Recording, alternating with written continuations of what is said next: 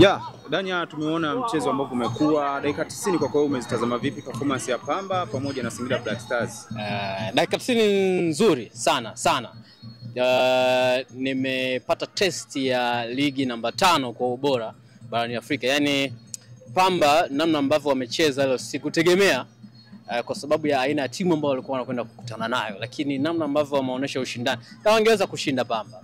Yaani kwa mechi ilivyokuwa ilikuwa inawapa nafasi hata wao kushinda. Kipindi cha kwanza wametengeneza nafasi ambazo wangekuwa na wachezaji ambao wana njaa sana, wana makali ya kutosha, wangeweza kupata mabao hata mawili.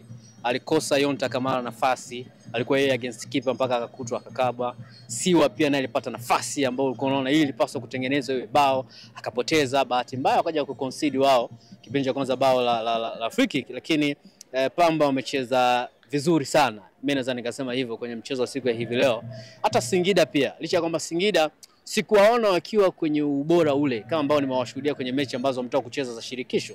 Ukiangalia mechi ya leo Singida hawajatengeneza nafasi nyingi ambazo ni za wazi. Na hisi ni maandalizi kuja kwenye huo mchezo hayakuwa ya kutosha. Singida wametoka Dar ujue. Hawajapata nafasi nzuri ya kutrain kuelekea kwenye huo mchezo. Ni tofauti na fikiri na kwa upande wa Pamba. Licha kwamba hauwezi kubeza uwezo wa Pamba, lakini Singida hatukuwapata kwenye level kubwa ambayo mimi nili expect. Sijaona nafasi ambazo ni za wazi kiukweli kwa upande wa Singida, lakini so far ilikuwa ni mechi nzuri. Pamba wametoa game moja nzuri sana ambayo watu wengi nafikiri ambao walikuja hapa kila mtu ameenjoy kuweza kutazama namna ambavyo Pamba wanacheza. Taski kwao ni kuendelea kucheza kama ambavyo tumeona wanacheza leo.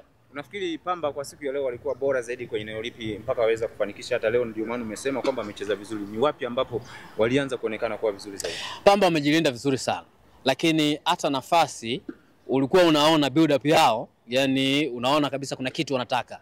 Umeelewa? Ndio maana mwanzo nilikwambia kuna aina ya chances ambazo walizipata kipindi cha kwanza wangeweza kabisa kupata mabao. Yaani unajua timu inavyotengenezwa, inavyofanya mazoezi, mwalimu miongoni mwa vitu ambavyo huwa wanasisitiza ni katika namna gani tunatengeneza nafasi za kufunga. Ukishaona timu inatengeneza nafasi za kufunga, tafsiri yake hiyo timu imekochiwa na inaelewa nini ambacho mwalimu anataka.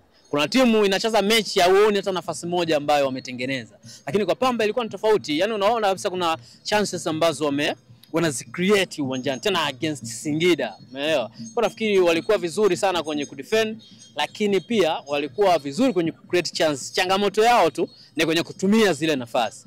Walistahili kuweza kupata ushindi kwa sababu ya nafasi wametengeneza nyingi kuliko upande wa Singida. Umeelewa? Singida ukiondoa free kick ambayo wamefunga, ukiondoa na aina ya bao ambalo walifunga, mwamuzi akakataa bao ambalo alifunga Chuku, nafikiri hawajamsumbua sana Yona Amos kwenye mechi ya leo.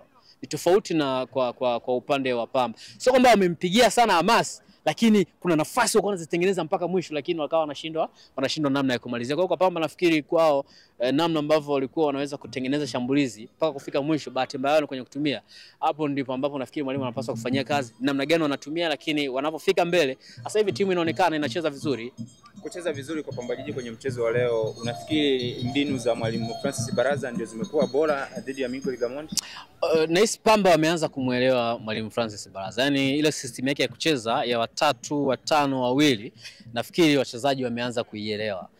Ndio maana unaona chances zinatoka. Bado shida tu ni kuweka mpira kwenye kamba, lakini system tayari angalau sasa mwalimu Francis Baraza unaona kuna kitu anaanza kupanda kwenye kosi ya Pamba. Kama wataendelea na trend hii, inawezekana tukashuhudia mechi nyingi sana ngumu za Pamba hasa wakiwa nyumbani. Timu zinazokuja hapa zijipange kwa sababu Pamba unaona kabisa wanatoa mechi ambayo inaeleweka. Hata tangu mwanzo wa ligi uliona mechi ya Yanga kipindi cha kwanza Taifa, bahati mbaya kipindi cha pili wakazidiwa wakafungwa. Waliona mechi ya juzi walivyocheza hapa na Mashujaa wakashinda.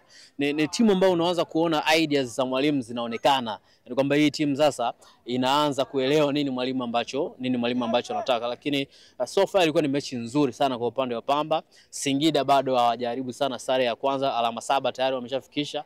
Ligi bado ni ndefu, ndio mechi yao ya 3, Pamba wameenda mechi yao ya 6, alama 9 sasa hivi Pamba wanaongoza ligi.